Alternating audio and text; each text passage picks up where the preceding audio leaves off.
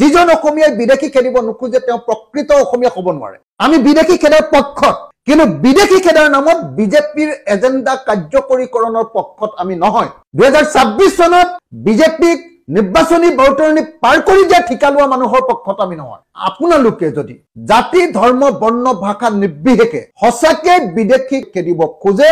তেতিয়া হলে ডেফিনেটলি আমি ৰাইজৰ দলে আপোনালোকক পূৰ্ণ সহযোগিতা কৰিম আৰু অচিৰে এই বিদেশী খেদা আন্দোলন ৰাইজৰ দলে অসমত কেইদিনমানৰ ভিতৰতে এটা জাতীয় জাগৰণ যাত্ৰা আৰম্ভ কৰিম অসমত বৰ্তমান যি মিয়া খেদা আন্দোলন চলি আছে তেওঁলোকে নাম দিছে মিয়া খেদা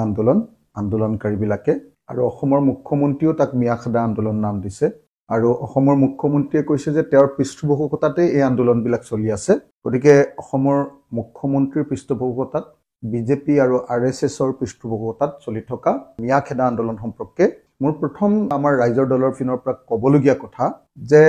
বৰ্তমান যেটো মিয়া খেদা আন্দোলন চলি আছে এই আন্দোলনটো আমি সকলোৱে মিলি সমগ্ৰ অসমীয়া মানুহে মিলি ইয়াক আমি বিদেশী খেদা আন্দোলনত পৰিণত কৰিব লাগে মিয়া খেদা বঙালী খেদা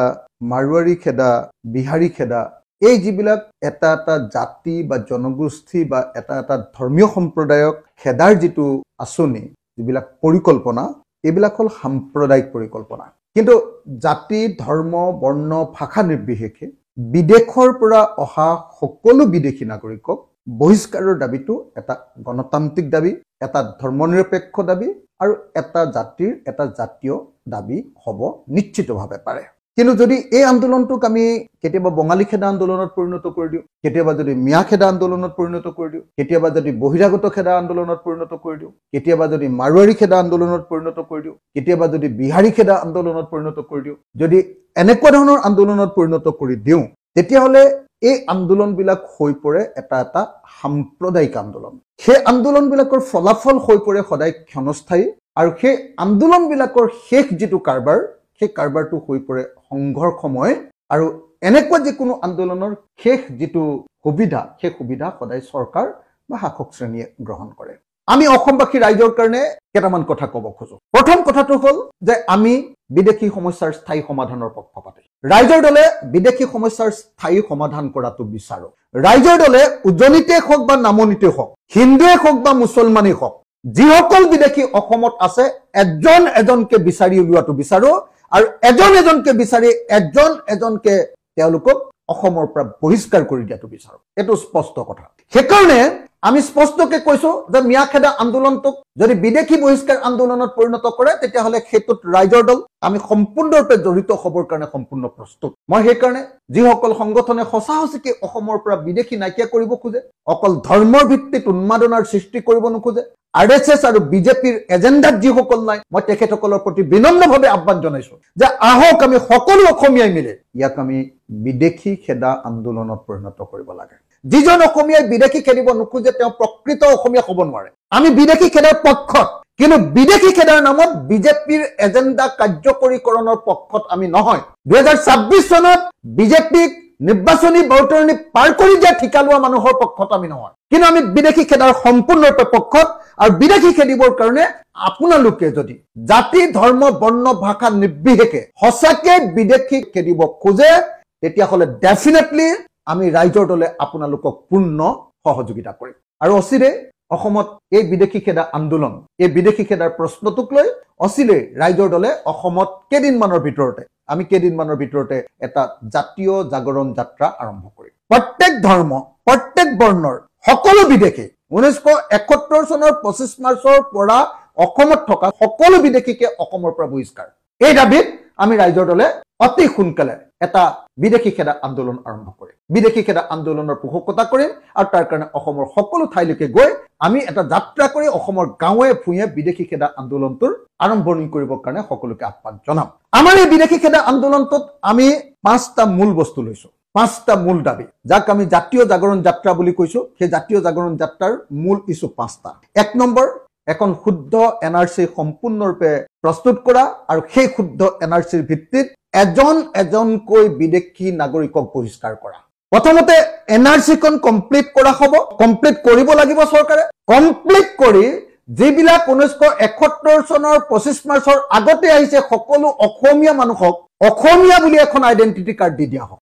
আৰু 1971 চনৰ 25 মাৰ্চৰ পৰা অসমলৈ অহা যিবিলাক মানুহ আমি পাম তেওঁলোকক আইডেন্টিটি কাৰ্ড দিয়া নহওক আৰু আইডেন্টিটি কাৰ্ড যাৰ নাই তেওঁলোকে অসমৰ পৰা বহিষ্কাৰ হ'ব লাগে তেতিয়াহ'লে সকলোৰে কাৰণে একদম ফটফটীয়া হৈ যাব এনআৰসিত প্ৰমাণিত হ'ব যে 71 চনৰ আগত অহা নে নহা সেইটো কমপ্লিট কৰি দিব 71 চনৰ আগতে অহা বিলাকক অসমীয়া নামৰ এখন পৰিচয় পত্ৰ দি দিব গতিকে সেইখন যাৰ হাতত থাকিব তেওঁ খেদা নাখায় অসম চৰকাৰ ভাৰত চৰকাৰৰ পৰা সেইখন দি দিব আৰু যাৰ হাতত সেইখন নাথাকিব তেওঁ অসম এৰি গুচি যাব লাগিব তেতিয়াহ'লে কি হ'ব তেতিয়াহ'লে আমাৰ মাজত অসমীয়া মানুহৰ মাজত বিভাজন কৰি ধৰ্ম আৰু ধৰ্মৰ মাজত কাজিয়া লগাই হিন্দু মুছলমানৰ লগত কাজিয়া লগাই গৰিয়া আৰু অসমৰ খিলঞ্জীয়া মানুহৰ লগত কাজিয়া লগাই মিয়া মানুহ মুছলমান মানুহ আৰু অন্যান্য জনগোষ্ঠীৰ মানুহৰ মাজত কাজিয়া লগাই এই যেটো বিজেপিয়ে যেটো এটা অৰাজক পৰিস্থিতিৰ সৃষ্টি কৰিবলৈ লৈছে এটো নাকিয়া হৈ যাব আৰু বিজেপিয়ে ইয়াৰ লগতে যিবিলাক হিন্দু বাংলাদেশী বিলাকক সুৰক্ষিত কৰিবৰ কাৰণে প্ৰচেষ্টা কৰিছে হেতু বানচাল হৈ যাব হেতু নাকচ হৈ যাব গতিকে আমাৰ প্ৰথম আৰু প্ৰধান যেটো আমাৰ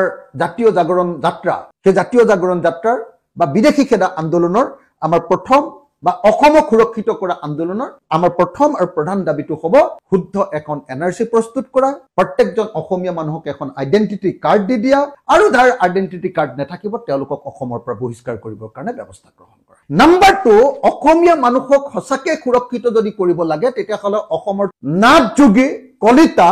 আহোম চুতীয়া মৰাণ মটক কোচ ৰাজবংশী আৰু আদিবাসী চাহ জনগোষ্ঠী এই 8টা জনগোষ্ঠীক অসমক জনজাতিকৰণ কৰি দিয়া হোক এটো হল আমাৰ দ্বিতীয় দাবী এটো হল আমাৰ দ্বিতীয় এজেন্ডা আৰু তিনি অসমক জনজাতি ৰাজ্য ঘোষণা কৰি অসমৰ মুখ্যমন্ত্ৰী আৰু উপমুখ্যমন্ত্ৰী পদ দুটা জনজাতিসকলৰ কাৰণে সংৰক্ষিত কৰা আমাৰ 4 নম্বৰ এজেন্ডাটো হল যে আসাম একৰ্ড অসম চুক্তিৰ 6 নম্বৰ দফা কমিটিৰ ৰিপৰ্টটো সম্পূৰ্ণৰূপে কাৰ্যকৰী কৰা আৰু 5 নম্বৰটো হল সঁচাকে যদি অসমক সুৰক্ষিত কৰিব লাগে আৰু সাংবিধানিক সুৰক্ষা দিব লাগে তেতিয়াহ'লে এটাই উপায় আছে হেতু হল ভাৰতৰ সংবিধানৰ 371 ক 371 আৰ্টিকল অনুসৰি অসমক বিশেষ ৰাজ্যৰ মৰ্যাদা ঘোষণা কৰা অসমৰ মাটি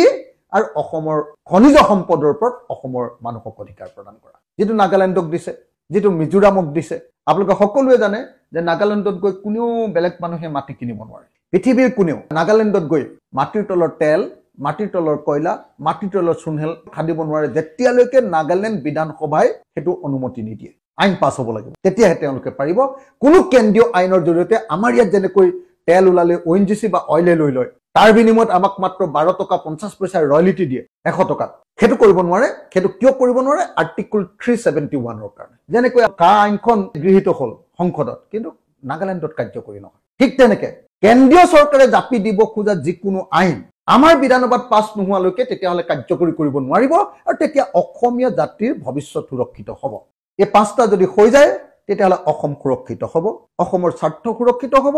অসমত বিদেশী নাগৰিক থাকিব নোৱাৰিব অসমত খিলঞ্জীয়া মানুহৰ দপদপনি হ'ব অসমত খিলঞ্জীয়া মানুহৰ নেতৃত্ব আহিব আৰু তেতিয়া অসমৰ খিলঞ্জীয়া মানুহৰ নেতৃত্বত অসম চলিব গতিকে যিসকলে এতিয়া মিয়াখেদা আন্দোলন কৰি অসমত এটা অৰাজকতাৰ পৰিস্থিতিৰ সৃষ্টি কৰিব খুজিছে যিসকলে বিজেপি আৰএছএছৰ নিৰ্দেশত মিয়াখেদা আন্দোলনত জপিয়াই ফুৰিছে যিসকলে হিন্দু আৰু মুছলমানৰ মাজত সংঘাত লগাব খুজিছে যিসকলে 2026ত বিজেপিক জিকাবৰ কাৰণে ঠিকা লৈছে মই তেওঁলোকক এই 5টা কাৰ্যসূচী বিজ্ঞানসন্মত কাৰ্যসূচী গ্ৰহণ কৰিবৰ কাৰণে আৰু এই বিজ্ঞানসন্মত 5টা কাৰ্যসূচীৰ জৰিয়তে সমগ্ৰ অসমত এক বিদেশী খেদা আন্দোলন অসমীয়া জাতি সুৰক্ষিত কৰাৰ আন্দোলন এটা গঢ়ি তুলিবৰ কাৰণে মই সকলোকে আহ্বান জনাইছো মই আকৌ এবাৰ কৈছো যে ৰাজ্যৰ দলে বিদেশী খেদাটো বিচাৰে আৰু